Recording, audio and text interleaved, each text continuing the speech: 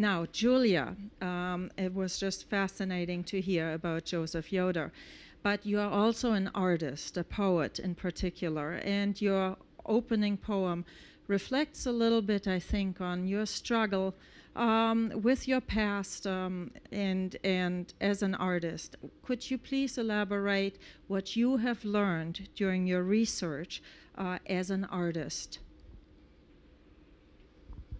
Well, one thing I learned from Yoder's story was that, at least for him, and I think this is true for me too, and maybe true for any artist who comes from a strong traditional background, the American notion that you leave home and go out into the world and don't go home again was not the story of Yoder's life.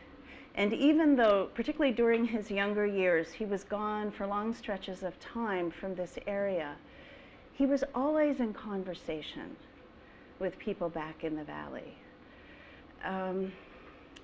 Someone I spoke with in Big Valley, I interviewed a lot of people in that community who remembered him. In the summer of 1995 is when I conducted my research. And at that time, there were quite a lot of people still living who knew him. Many of them have since died. But one man said to me, he went to the world, but why did he keep coming back to us? And I think in that wonderful observation is this idea that no artist who leaves a closed community is gone forever. So that was an important thing for me to learn as a beginning writer and to understand.